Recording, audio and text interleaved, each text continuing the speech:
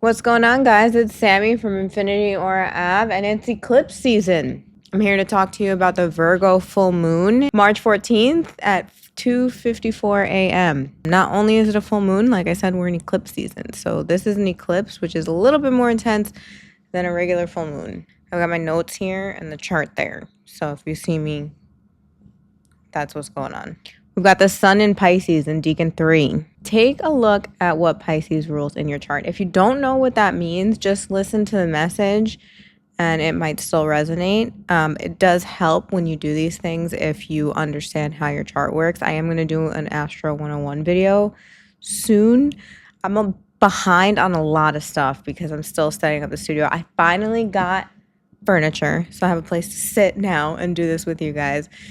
Just give me some time, we'll get it going, and then I'll get that Astro 101 video. But if you know your chart, look at what Pisces rules, and there's a focus of endings and beginnings in this area of your life. It's likely related to some kind of dream or goal that you have in that area, and you're finding yourself putting some focus into it and some energy into it. You probably know, even without knowing your chart, what this is, especially if you watch the new moon video in Pisces, because it probably relates to that a little bit because we're ending a cycle with a full moon. Now, this energy shines its focus across the chart to the moon in Virgo. So you also want to look at what Virgo rules in your chart. The moon is in the third decan in Virgo. The moon is here with the south node, Saturn, and Neptune. So the south node, Saturn, and Neptune speak to where you're needing to apply new discipline to achieve this dream and this focus that you have. The moon in Virgo will apply emotion towards routines, your health, and the way you show up for others. Whatever that means for you. It could be good emotions, bad emotions, hard emotions. It's gonna get emotional, especially with an eclipse. But it's so that you can understand where these things are either helping you or hurting you towards achieving your dream. Eclipses have a way of really getting rid of the unnecessary. That doesn't mean it's gonna be easy and you see it right away. It can be tough.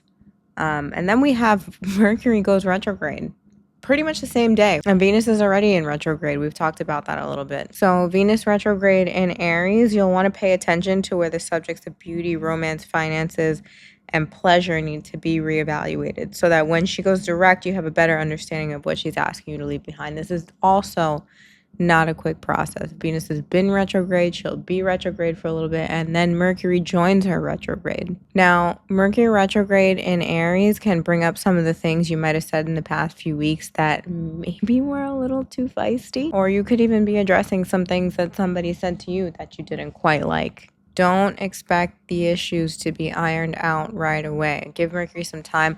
Try not to push.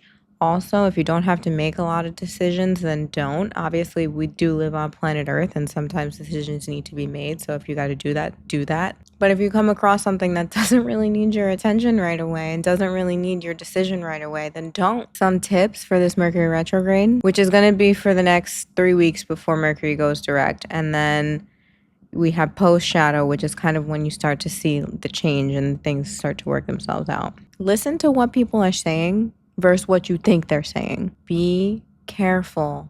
Be careful. Be careful not to use your words as a weapon. Take time before making split decisions. This is probably the most important for any Mercury retrograde, especially in Aries though, because Aries is like on and off. Boom, boom, boom. Got it with the head first. Take a deep breath, relax, make a decision when you need to and not a second sooner. And another just general Mercury retrograde, hold off on new ideas. Reevaluate some ideas that you already have in progress and work with those. The energy is much better for that than to try to start something new. We've also got Mars and Uranus involved in this full moon eclipse a little bit. Expect the unexpected, especially from other people. Expect something to come up to trigger you that you really didn't see coming. You might even be triggering somebody else and they might not see it coming. It works both ways. Just expect the unexpected.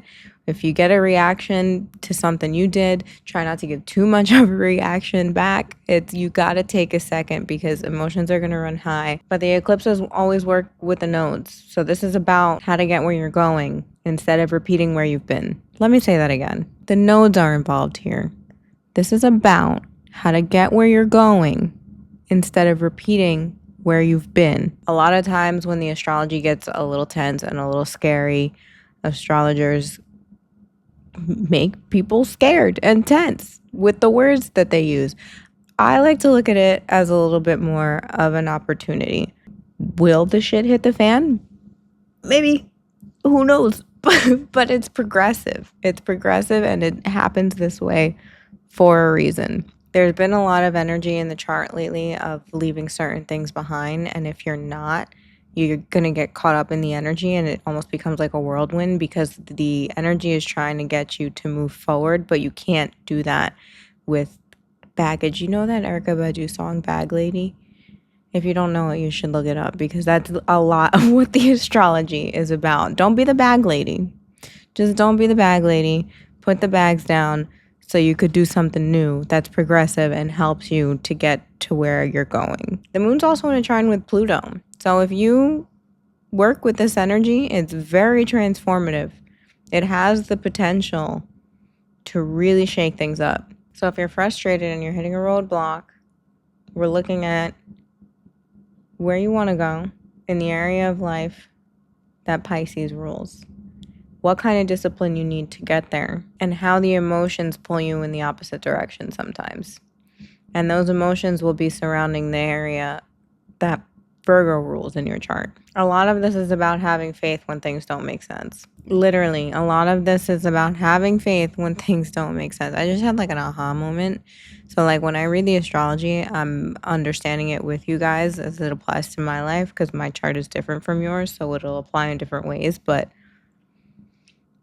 yeah, the crazy thing is that everything is at the end of the chart and the beginning of the chart. Most of the planets. You've got Mars doing its thing in Cancer, which is still kind of uncomfortable, but a lot of planets, Saturn, Sun, Neptune, Venus, Mercury, even Chiron and the North Node are all at the end of the chart in Pisces or at the beginning of the chart in Aries.